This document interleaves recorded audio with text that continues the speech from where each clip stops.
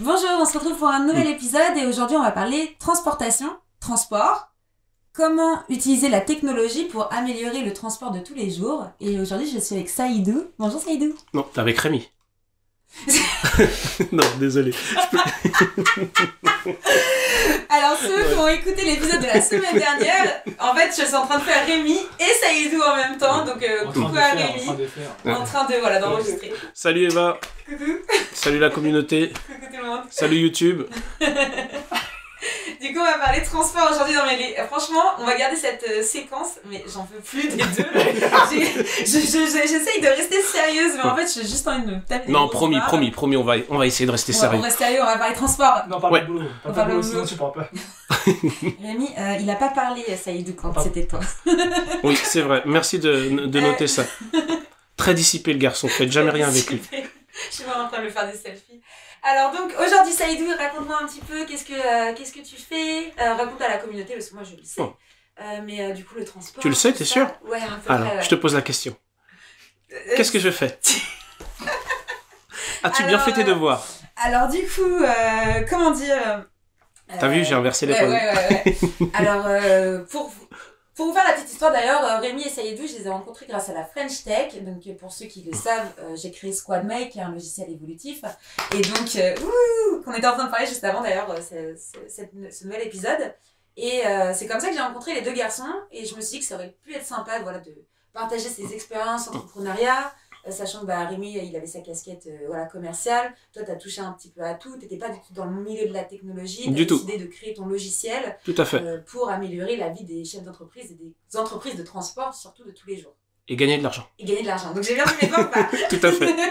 Donc voilà, grosso modo, en fait, moi je suis pas issu de la tech. Je suis un ancien électricien, j'ai un CAP BEP électrotechnique, un BTS en hôtellerie-restauration, donc cherchez le lien, aucun, puisque j'étais quelqu'un qui se cherchait, et puis je suis tombé dans le transport de marchandises en intégrant l'armée, parce que pendant quelques années je savais pas quoi faire, donc du coup je me suis engagé, j'ai découvert ce secteur d'activité, et puis j'ai trouvé ça sympa, parce que je suis quelqu'un qui a des tocs, j'aime ce qui est organisé, droit, donc le fait d'organiser des transports, envoyer des marchandises et du personnel sur des théâtres d'opération, du coup ça m'a plu, mais j'ai quitté l'armée parce que on gagnait pas beaucoup de sous, et de deux, on avait de moins en moins de matériel.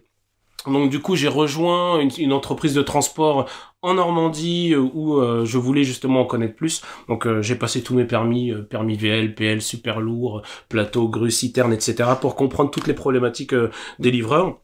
Et j'ai pu découvrir certaines problématiques, certaines choses qui pouvaient être améliorées de ce point de vue-là, mais également j'ai porté la casquette de commercial dans cette entreprise et d'agent d'exploitation.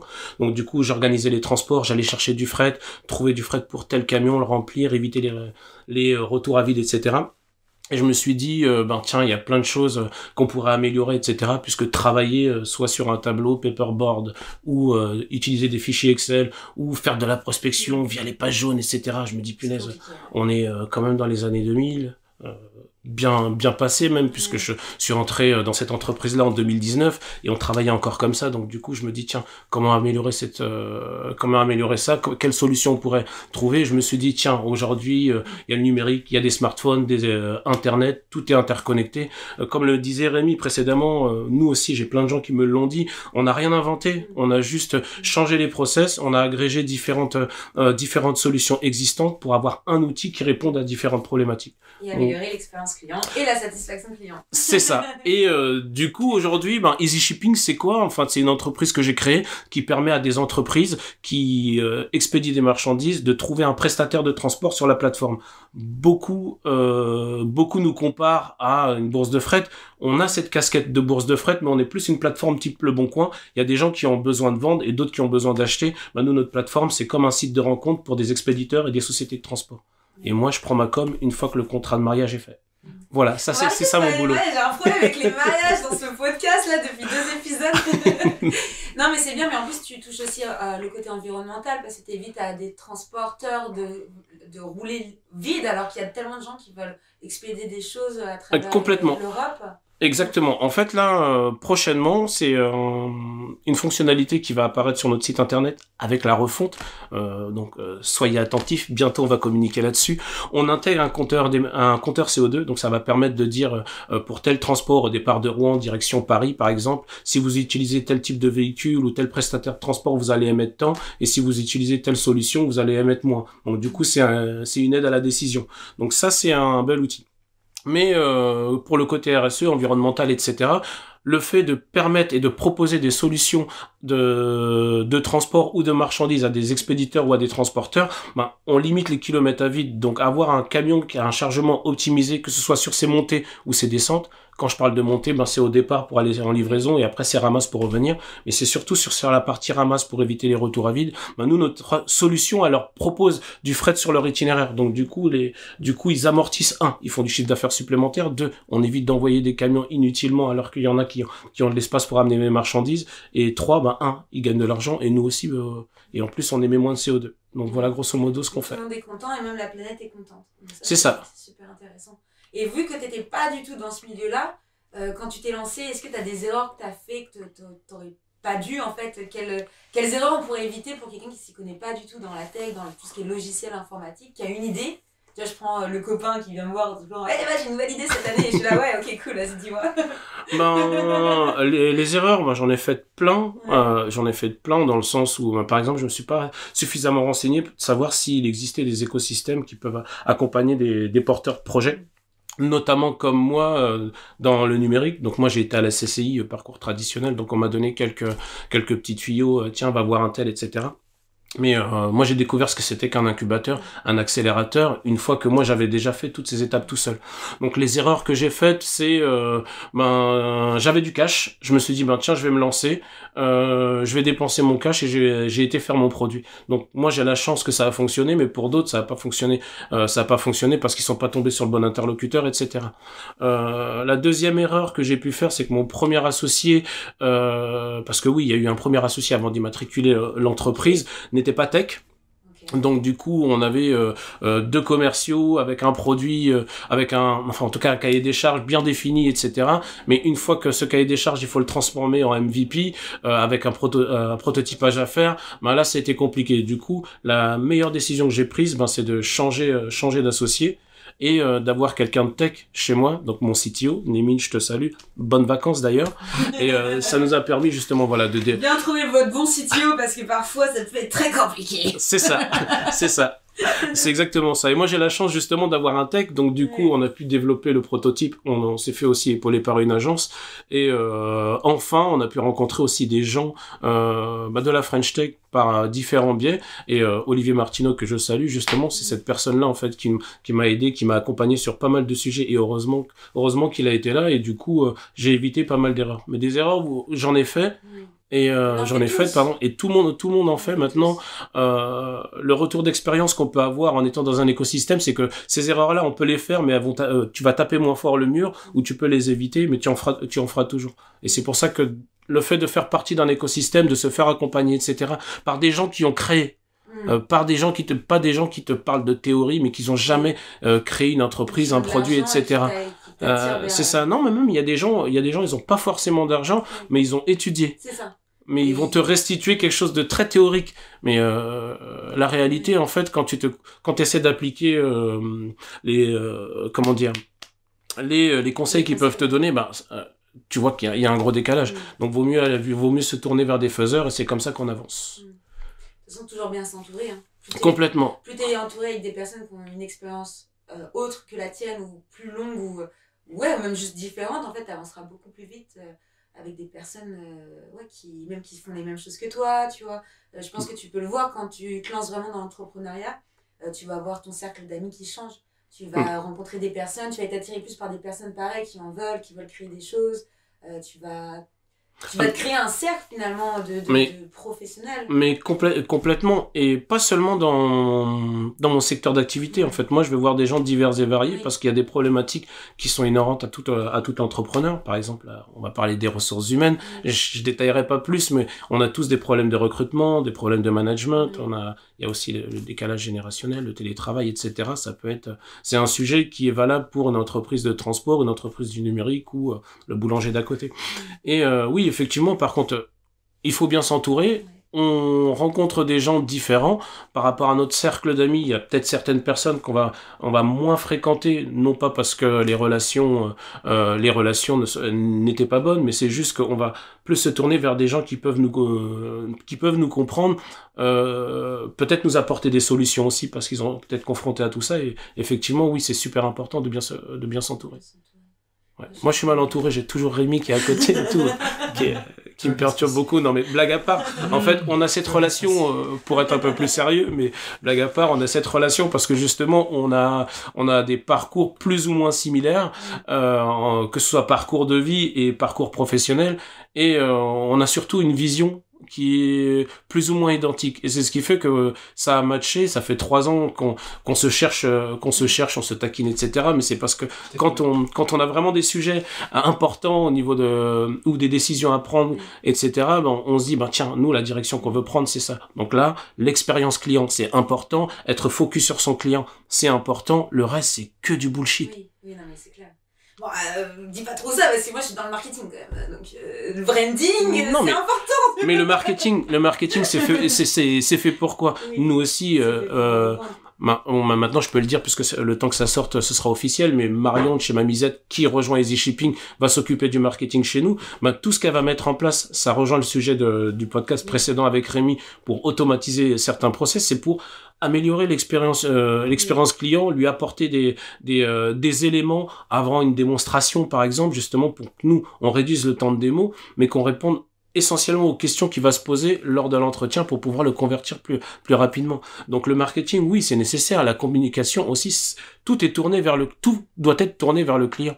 Donc je dis pas que le marketing est pas nécessaire. Au contraire, c'est hyper important, quoi. De toute façon, tout va ensemble, hein. Que ce soit l'expérience client, que ce soit le marketing, que ce soit la partie web tech, il faut que le logiciel il fonctionne, faut pas qu'il y ait des bugs, faut que s'il y a un bug, faut pas que tu aies la personne technique qui soit super réactive, parce que ça c'est pareil, si tu as une équipe, que tu crées un projet et que l'équipe derrière suit pas s'il y a des problématiques quelconques, que ce soit la ressource humaine ou des problématiques techniques, la boîte elle peut pas évoluer. Non, complètement.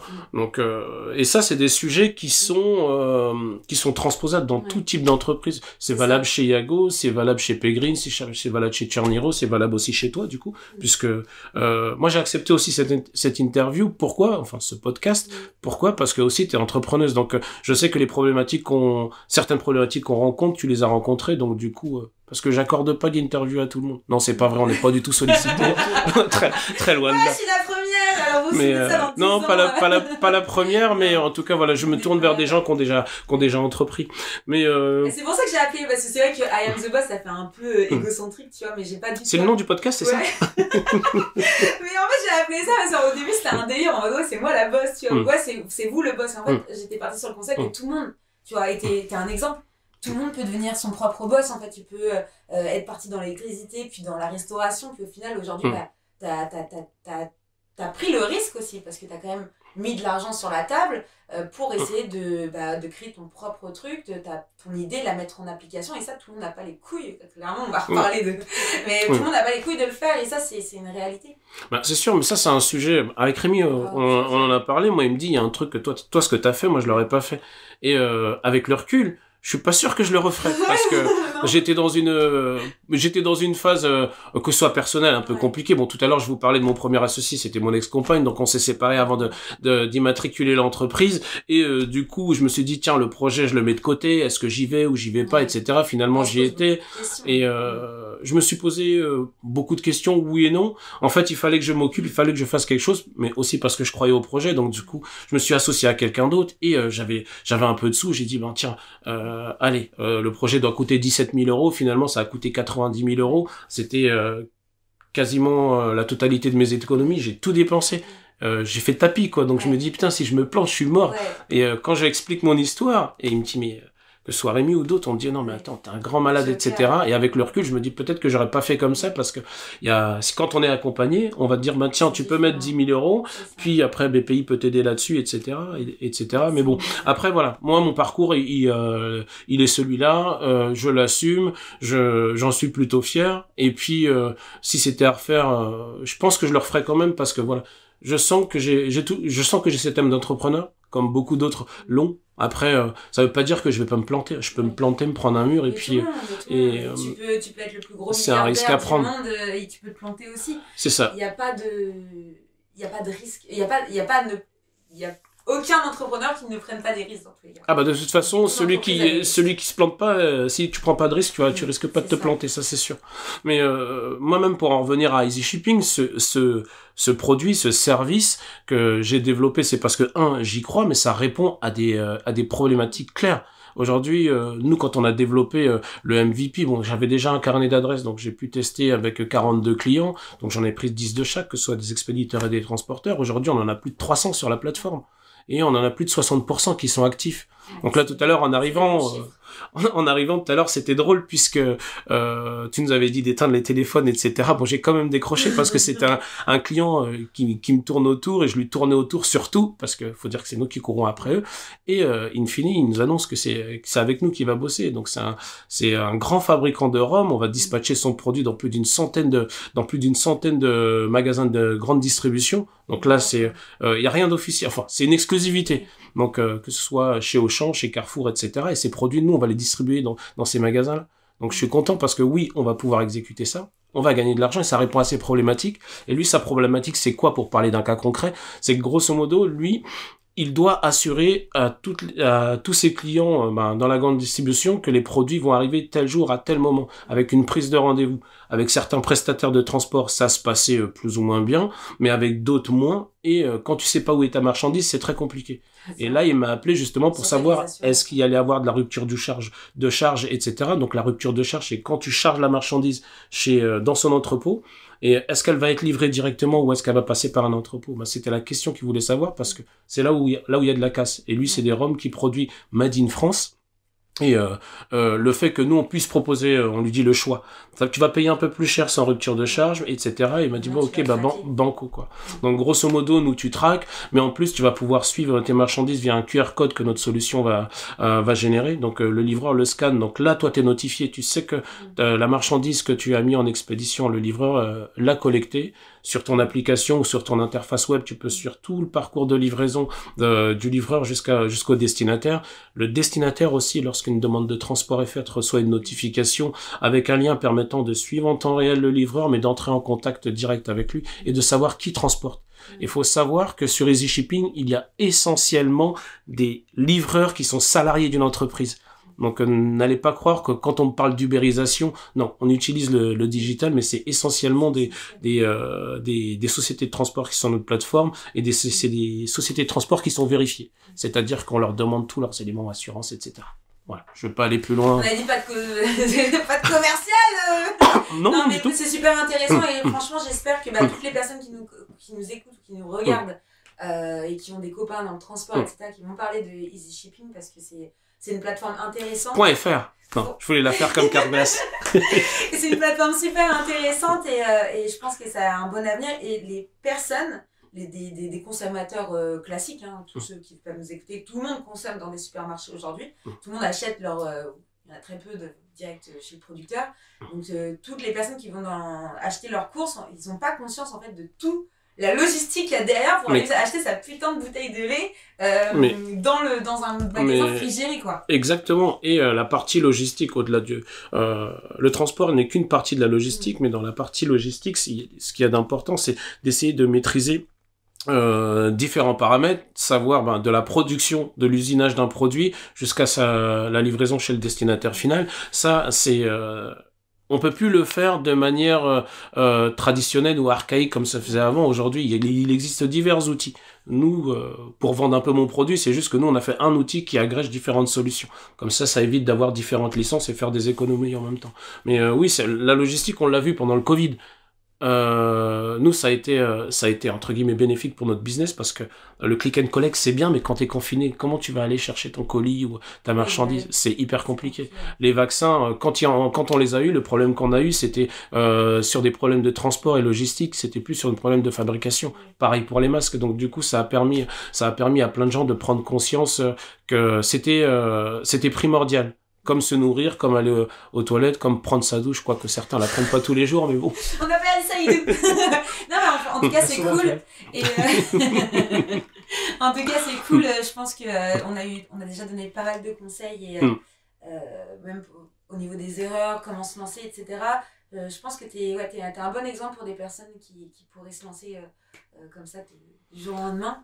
Et donc, en tout cas, c'était cool. Je mettrai donc EasyShipping.fr c'est ça. Dans la description de l'épisode. Et donc toutes tes informations, si on veut te contacter, si on veut utiliser aussi ta plateforme. C'est ça. Je pense que pour ceux qui sont dans le transport, c'est vraiment un outil que vous devez absolument commencer à utiliser. Parce que pour le coup, t'es quand même bien niché.